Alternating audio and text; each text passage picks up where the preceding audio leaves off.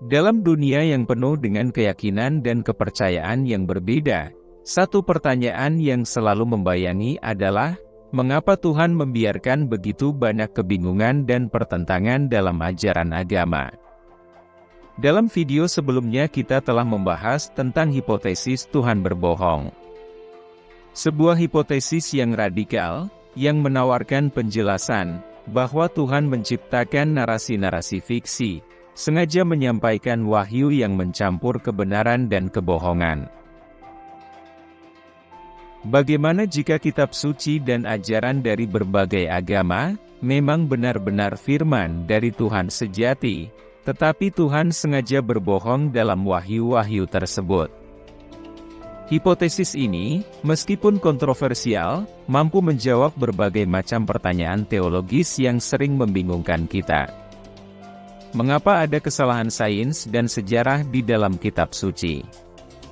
Mengapa Tuhan suatu agama membuat aturan yang tampak aneh? Mengapa ada banyak agama jika Tuhan hanya satu? Bahkan, bagaimana kita menjelaskan ramalan-ramalan kitab suci yang meleset dan tak pernah terjadi, seperti ramalan kiamat yang tak kunjung datang? Dalam video ini, kita akan mengeksplorasi hipotesis Tuhan berbohong, dan bagaimana pandangan ini dapat memberikan jawaban yang mengejutkan namun logis, terhadap berbagai pertanyaan yang selama ini mungkin tidak terjawab dengan memuaskan. Mari kita selami ide ini lebih dalam dan lihat, bagaimana hipotesis ini dapat menjelaskan berbagai macam paradoks dalam tradisi keagamaan manusia di seluruh dunia.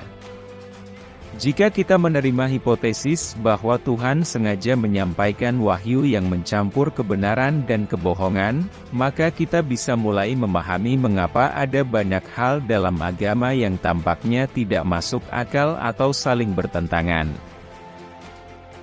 Kenapa ada banyak kesalahan ilmiah dan historis dalam kitab suci, jika kitab suci tersebut berasal dari Tuhan? Menurut hipotesis ini, Tuhan sengaja memasukkan informasi yang salah tentang sains dan sejarah ke dalam kitab suci, untuk menyesatkan manusia. Kesalahan-kesalahan ini adalah hasil dari kebohongan Tuhan yang dirancang untuk membingungkan dan menguji intelektualitas manusia.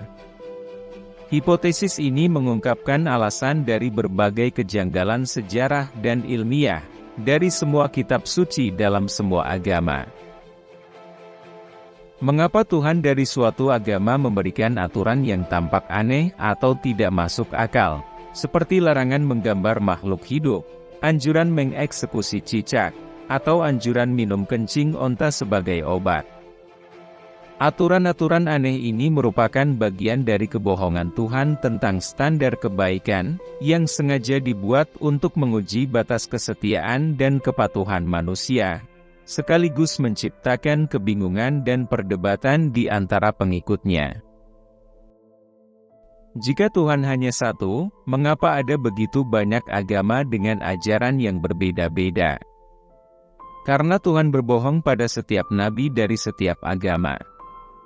Tuhan sengaja menciptakan berbagai agama dengan narasi yang berbeda-beda untuk mempermainkan manusia, menyebabkan perpecahan dan perselisihan di antara mereka. Ini merupakan bagian dari rencana Tuhan untuk menimbulkan kebingungan dan persaingan antar keyakinan, sekaligus untuk menciptakan keragaman dalam pengalaman keagamaan manusia. Ini bisa menjadi cara untuk melihat bagaimana berbagai kelompok manusia mengembangkan budaya dan nilai-nilai berdasarkan keyakinan mereka, menciptakan peradaban yang bervariasi.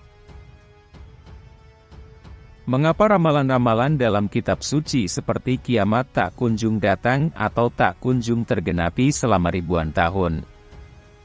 Karena ramalan-ramalan yang belum terwujud tersebut sebenarnya murni kebohongan Tuhan, yang tak pernah Dia rencanakan untuk terjadi. Ramalan-ramalan ini bertujuan untuk memberikan harapan palsu dan menguji iman manusia sepanjang waktu. Kenapa ada banyak kisah yang tidak masuk akal di dalam kitab suci, seperti manusia yang hidup ratusan tahun atau berbicara saat bayi? Kisah-kisah yang tidak masuk akal ini adalah kebohongan yang sengaja diciptakan oleh Tuhan untuk membingungkan manusia dan menguji kepercayaan mereka terhadap cerita yang tidak logis. Kisah-kisah ini sengaja dimasukkan sebagai ujian iman dan untuk melihat bagaimana manusia merespons narasi yang luar biasa. Jika Tuhan Maha Pengasih dan Maha Kuasa, mengapa ada begitu banyak kejahatan dan penderitaan di dunia? Menurut hipotesis ini, kejahatan dan penderitaan adalah bagian dari rencana Tuhan untuk mempermainkan manusia. Tuhan sengaja membiarkan penderitaan terjadi, sebagai bukti dari kebohongannya bahwa Dia Maha Baik, untuk menguji reaksi dan moralitas manusia. Mengapa tokoh-tokoh akhir zaman yang dijanjikan dalam berbagai budaya dan agama, seperti Yesus, Dajjal, Imam Mahdi, dan Kalki, belum datang juga, meskipun ribuan tahun telah berlalu? Kedatangan tokoh-tokoh akhir zaman adalah kebohongan yang sengaja diciptakan oleh Tuhan untuk menimbulkan harapan dan ketegangan yang berkelanjutan di antara umat manusia.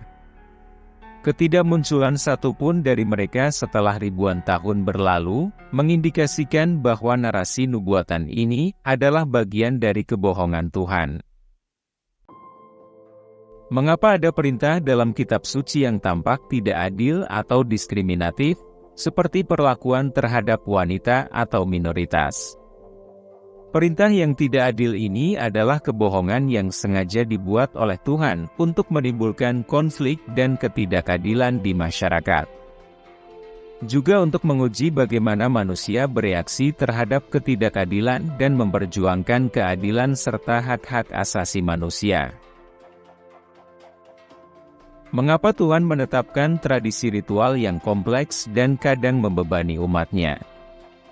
Tradisi ritual yang kompleks adalah kebohongan yang diciptakan oleh Tuhan untuk membebani manusia, dan melihat sejauh mana mereka akan mengikuti perintah-perintah yang tampak membingungkan dan berat. Dengan memberi ancaman hukuman bagi yang tidak menjalankan ritual.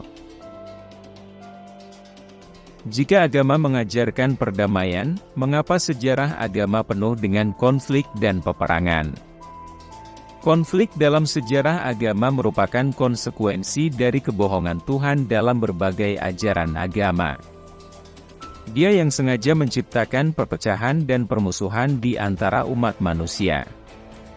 Sekaligus mengamati bagaimana manusia menangani konflik dan mencari perdamaian. Konflik ini bisa berfungsi sebagai ujian bagi manusia untuk mengembangkan toleransi, diplomasi, dan rekonsiliasi. Mengapa ada banyak kisah tentang fenomena supranatural seperti mukjizat, malaikat, dan setan dalam berbagai agama? Hal-hal supranatural ini adalah cerita fiksi atau cerita bohong yang sengaja disampaikan oleh Tuhan untuk menimbulkan rasa kagum dan ketakutan di antara manusia, serta untuk menguji kepercayaan mereka terhadap hal-hal yang tidak rasional. Mengapa ajaran moral dalam kitab suci terkadang bertentangan atau ambigu? Kontradiksi dalam ajaran moral adalah hasil dari kebohongan Tuhan, yang sengaja diciptakan untuk membingungkan manusia, dan menimbulkan debat serta perbedaan pendapat di antara mereka. Mengapa konsep tentang akhirat dan kehidupan setelah mati berbeda-beda di setiap agama? Perbedaan konsep akhirat terjadi karena kebohongan yang sengaja diciptakan oleh Tuhan. Ia menyampaikan narasi tentang akhirat yang berbeda untuk setiap nabi dari setiap agama, yang kesemuanya sama-sama narasi fiksi. Jika Tuhan Maha Adil, mengapa ada penderitaan yang tidak adil di dunia, seperti penyakit atau bencana alam yang menimpa orang yang tidak bersalah? Fakta ini menunjukkan bahwa Tuhan tidak adil. Mengungkapkan bahwa klaim sifat Maha Adilnya adalah suatu kebohongan. Mengapa konsep tentang Tuhan berbeda dalam setiap agama, padahal jika Tuhan hanya satu, seharusnya ajarannya konsisten? Karena Tuhan berbohong, memperkenalkan dirinya pada setiap nabi dari berbagai agama dengan nama dan sifat yang berbeda-beda, seperti Zeus, Odin, Siwa, Osiris, Semar, dan sebagainya. Dia sengaja menciptakan konsep-konsep yang berbeda tentang dirinya untuk menyesatkan dan mempermainkan manusia, menimbulkan kebingungan serta perpecahan antar agama. Jika Tuhan menginginkan persatuan, mengapa Dia mengizinkan perpecahan dan konflik internal dalam agama yang sama? Perpecahan dalam agama yang sama merupakan hasil dari perdebatan tentang narasi-narasi kebohongan Tuhan yang ada pada kitab suci atau ajaran suatu agama. Narasi kebohongan ini sengaja diciptakan oleh Tuhan untuk menimbulkan permusuhan dan kebingungan di antara pengikut agama yang sama. Membuktikan bahwa keinginannya untuk persatuan umat hanyalah kebohongan semata. Mengapa teks kitab suci seringkali sulit dipahami dan membutuhkan penafsiran yang mendalam? Teks kitab suci sulit dipahami karena isinya adalah kebohongan yang tak sesuai realitas dan logika. Jika Tuhan ingin manusia mengikuti jalan yang benar, mengapa Dia mengizinkan adanya penyesatan dan ajaran sesat? Ini membuktikan bahwa keinginan Tuhan agar manusia mengikuti jalan yang benar adalah kebohongan. Dan kesesatan yang terjadi adalah bagian dari rencana permainannya. Jika Tuhan Maha Kuasa, mengapa Dia tidak melenyapkan semua kejahatan di dunia? Tuhan memang Maha Kuasa, tapi Tuhan tetap membiarkan kejahatan, karena itu adalah bagian dari permainannya terhadap manusia. Ia sebenarnya tak peduli dengan kebaikan ataupun kejahatan. Membuktikan bahwa klaim Tuhan sebagai pembela kebenaran adalah suatu kebohongan. Hipotesis Tuhan berbohong menawarkan penjelasan yang provokatif untuk banyak pertanyaan teologis dan keagamaan yang sulit dijawab. Dengan memandang Tuhan sebagai narator kosmik, yang menciptakan narasi-narasi yang mencampur kebenaran dengan kebohongan, kita dapat menemukan penjelasan yang memuaskan untuk banyak fenomena keagamaan yang tampaknya membingungkan.